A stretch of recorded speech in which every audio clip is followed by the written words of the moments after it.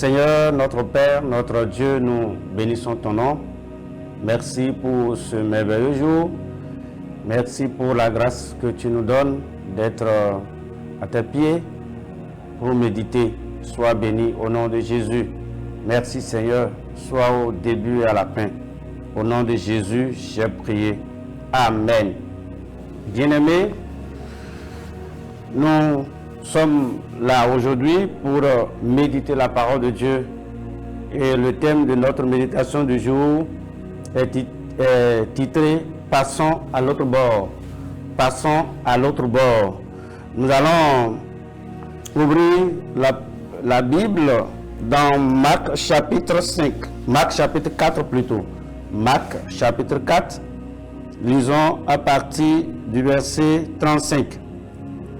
Ce même jour, sur le soir, Jésus leur dit, passons à l'autre bord.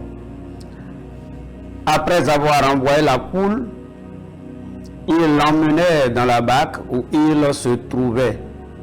Il y avait aussi d'autres barques avec lui.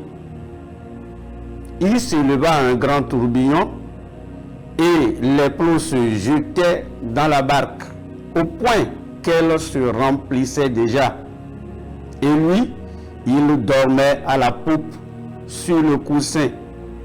Il le réveillait et lui dit, « Maître, ne t'inquiètes-tu pas de ce que nous périssons ?» Verset 39. S'étant réveillé, il menaça le vent et dit à la mer, silence, tais-toi.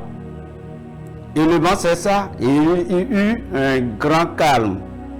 Puis il leur dit, pourquoi avez-vous ainsi peur?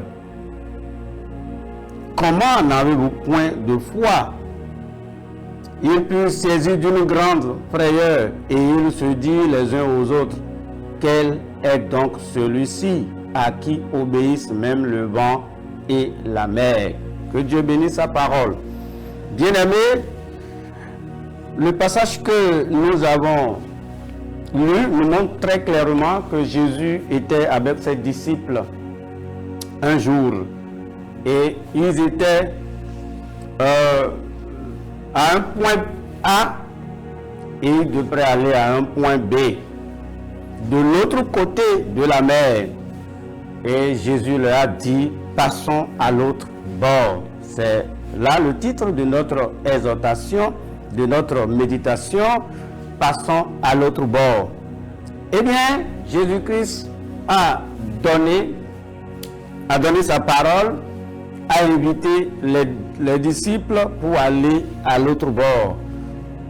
Mais là où Jésus-Christ a parlé, et la destination, le point de départ et le point d'arrivée, il y a eu problème.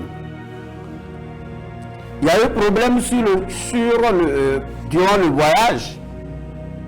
Eh bien, la barque se remplissait et ils devraient périr. Mais à un moment donné, ils ont oublié que Jésus-Christ a dit « passons ». Il n'a pas dit « passez ». Passons, ça veut dire que lui-même est dedans. Lui-même s'est impliqué. Les disciples ont oublié que le maître avait dit « passons à l'autre bord ». Et ils ont commencé par lutter tout seuls. Frère, sœur, combien de fois as-tu lutté seul? Qu'est-ce que Christ t'a dit? Quelle promesse as-tu saisi dans la parole de Dieu?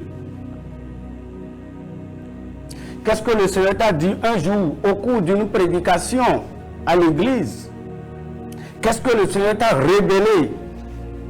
Mais jusque-là, il semble que la parole de Dieu veut faillir dans ta vie. Mais la parole de Dieu ne faillit jamais, ne payera jamais. Ce que Christ a dit, il l'accomplit certainement. Alors donc, les épreuves de la vie peuvent arriver. Ici, les disciples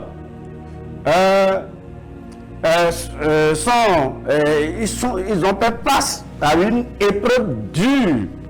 Mais ils ont oublié que Jésus-Christ a dit, passons à l'autre bord. Ils ont oublié que celui qui a dit, lui-même, il est dans la barque. Mon frère, ma soeur, sache que Jésus-Christ est dans la barque. Évangéliste, pasteur, Dieu t'a-t-il commandé quelque chose? Dieu t'a-t-il mandaté? Dieu t'a-t-il envoyé sur un champ de mission?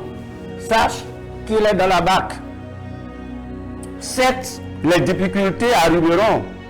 Certes, les problèmes surviendront.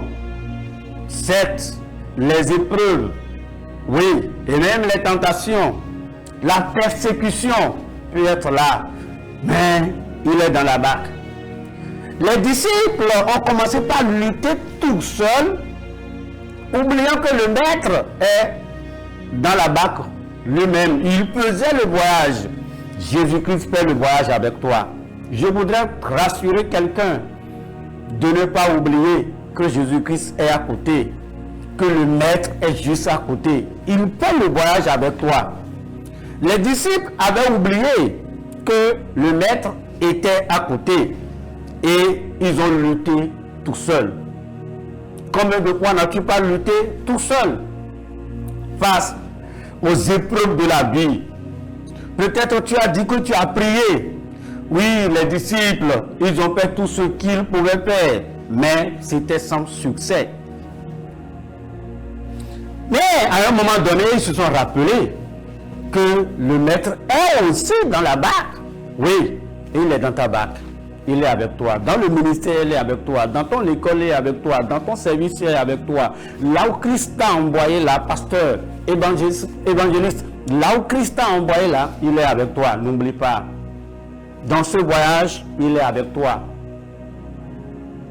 Eh bien, ils se sont rapprochés de lui pour le réveiller. Et ils ont dit, ne t'inquiètes-tu pas de ce que nous périssons? C'est la question qu'ils ont posée au maître. Ne t'inquiètes-tu pas de ce que nous périssons? Mais rien n'inquiète Christ. Rien ne peut l'inquiéter. Mais en réalité, dormait-il vraiment? Est-ce que Christ dormait vraiment? Est-ce que Christ ne savait pas ce qui se passait? Parfois, Dieu veut que nous réveillons sa mémoire. Parfois, il veut qu'on l'invoque. Il veut voir jusqu'où nous pouvons le mettre à l'épreuve. Nous pouvons croire en lui. Christ dormait-il réellement? Ils ont dit, ne t'inquiète pas, mais rien ne peut inquiéter le maître de toutes choses. C'est lui qui a créé le ciel et la terre. Non, rien ne peut l'inquiéter. Une fois s'étant réveillé, la première des choses, la Bible nous a dit très clairement, il menaça le vent et dit à la mer, silence. Et il y avait eu le calme absolu. Bien-aimé, si tu peux aller à Christ, le réveiller, lui rappeler la situation que tu traverses, lui rappeler que c'est lui qui t'a mandaté, lui rappeler que c'est lui qui t'a sauvé, lui rappeler la promesse qu'il t'a donnée, lui rappeler qu'il a dit qu'il sera avec toi. Aucune barque ne peut chavirer si Christ est dedans. Aucune vie ne peut être submergée si Christ est dedans. Je voudrais te rassurer que Christ est avec toi. Christ a menacé et la mer, le vent, et il y avait du calme. Il y aura du calme dans ta vie. Les situations que tu traverses, dans ta vie personnelle, dans ton foyer, dans ton ministère, je te rassure que Christ est au courant. Il le sait. Va le voir. Va le réveiller. Et il aura du calme. Comme il y avait du calme, il aura du calme, oui, dans ta vie. C'est lui qui a dit, passons à l'autre bord. Et il est dedans. N'oublie pas qu'il est dedans. Mais il est lui-même. Il fait le voyage avec toi. Il n'abandonne pas les siens. De l'autre côté de la mer, à l'autre bord, il y a quelque chose qui attend. Il y a un miracle de l'autre côté. Oui. Lisons le chapitre 5. Chapitre 5, le verset 1er. Ils arrivèrent à l'autre bord de la mer, dans le pays des Gadaréniens. Alléluia. Christ a dit, passons à l'autre bord. Mais lui ne veut pas dire, passons à l'autre bord, et que Satan va en percher. Ce que Christ a dit, il n'y en a pas. Ils sont arrivés à l'autre bord. Tu arriveras à l'autre bord. Tu arriveras certainement à l'autre bord. Prends courage. Sois ferme. La nuit vient, mais le matin arrive certainement. La nuit ne dure pas pour toujours. Non. Le temps que tu traverses, je voudrais te dire que c'est la nuit. Mais le jour apparaîtra bientôt. Prends courage. Le Seigneur est à côté. Il faut juste aller le réveiller. Il faut juste aller réveiller sa mémoire. Il faut juste aller le toucher.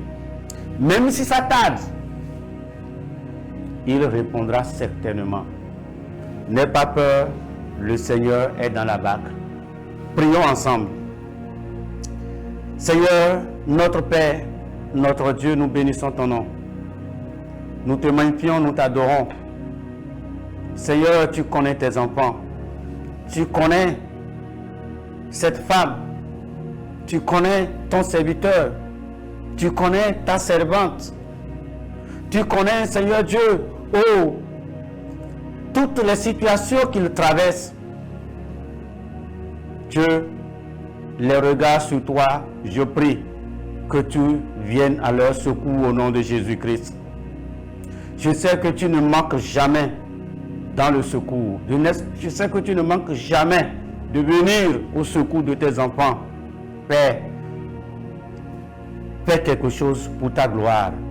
Merci, que l'honneur et la gloire soient à toi. Que ton nom soit béni. Au nom de Jésus, j'ai prié. Soyez bénis, bien-aimés. Shalom.